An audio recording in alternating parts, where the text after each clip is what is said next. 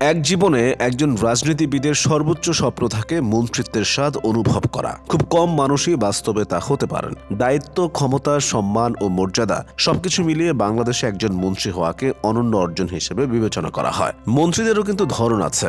মন্ত্রী বা পূর্ণমন্ত্রী, প্রতিমন্ত্রী ও উপমন্ত্রী।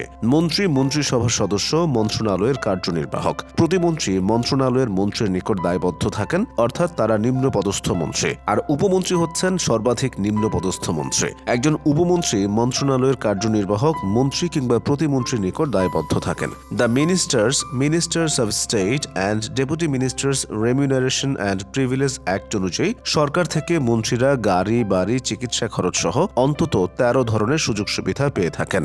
একজন মন্ত্রী মাসে বেতন পান ১,০৫,০০০ টাকা, প্রধানমন্ত্রী পান ১,১৫,০০০ টাকা, ১০,০০০ টাকা বেশি। প্রতিমন্ত্রীর বেতন ৯২,০০০ এবং উপমন্ত্রী পান মাসে ৮৬,৫০০ টাকা। দায়িত্ব নেওয়ার পর মন্ত্রী, প্রতিমন্ত্রী বা উপমন্ত্রীকে বিনা ভাড়ায় সরকারি ব্যয়ে সুসজ্জিত বাসভবন দেওয়া হয়। সরকারি বাড়ি সাজসজ্জার জন্য প্রতি বছর মন্ত্রী পান ৫ লাখ টাকা, প্রতিমন্ত্রী ও উপমন্ত্রী হলে ৪ লাখ। সরকারি বাড়িতে না থেকে মন্ত্রী যদি নিজ বাড়ি বা ভাড়া বাড়িতে থাকে তাহলে মাসিক ৮০,০০০ টাকা করে ভাড়া দেওয়া হয়। প্রতিমন্ত্রী ও উপমন্ত্রীদের দেওয়া হয় ৭০,০০০ টাকা করে। নিজ বাড়ি বা ভাড়া বাড়িতে বসবাস করলে তার রক্ষণাবেক্ষণে বছরে ৩ মাস বাড়ি ভাড়ার সমপরিমাণ টাকা পান তারা। এছাড়া মন্ত্রী, প্রতিমন্ত্রী ও উপমন্ত্রীদের বাসভবনের বিদ্যুৎ, গ্যাস, পানি ও টেলিফোন ব্যয় পুরোটাই সরকার বহন করে। এর বাইরে মন্ত্রী, প্রতিমন্ত্রী ও উপমন্ত্রীরা একটি করে মুঠোফোনও পেয়ে থাকেন।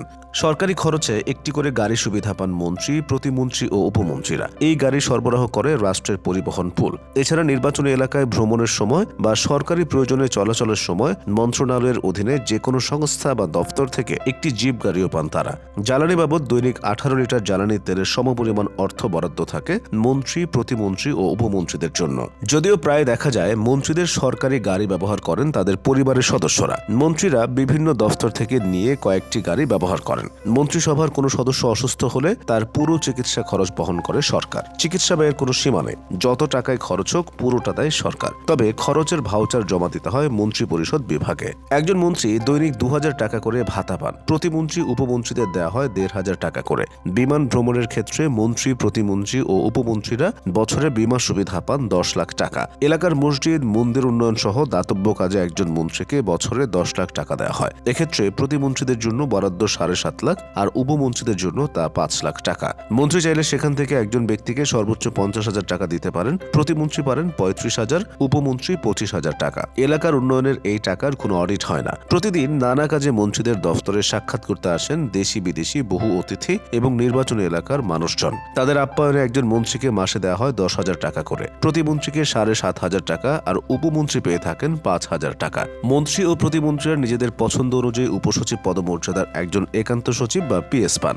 সরকারি কর্মকর্তার বাইরে নিজের পছন্দের একজন সহকারী একান্ত সচিবও দেওয়া হয় তাদের। এছাড়া ২ জন ব্যক্তিগত কর্মকর্তা, একজন জমাদার, একজন আর্দালি, ২ জন অফিস সহায়ক এবং একজন পাচক বা বাবুর্চি থাকে। প্রতিমন্ত্রী ও উপমন্ত্রীদের একজন একান্ত সচিব, একজন ব্যক্তিগত সহকারী, একজন জমাদার, একজন আর্দালি এবং একজন অফিস সহায়ক দেওয়া হয়ে থাকে। বাংলাদেশে ওয়ারেন্ট অফ প্রেসিডেন্টস অনুযায়ী চিফ হুইপ ও জাতীয় সংসদের বিরোধী দলীয় নেতার পদও পূর্ণমন্ত্রীর পদমর্যাদার। ফলে তারাও একজন পূর্ণমন্ত্রীর সমান সুযোগ সুবিধা পেয়ে থাকেন। এছাড়া হুইপ পান প্রতিমন্ত্রী পদমর্যাদা ও সুযোগ সুবিধা। টিআইবির নির্বাহী পরিচালক ইফতেখারুজ্জামান বলেন, মন্ত্রী প্রতিমন্ত্রীরা নিয়মের মধ্যেই সুযোগ সুবিধা পেয়ে থাকেন। তবে অনেকে এসব সুযোগ সুবিধার অপব্যবহারও করেন। যেমন কেউ কেউ আছেন শুল্কমুক্ত গাড়ি আমদানি করে তা বিক্রি করে দেন।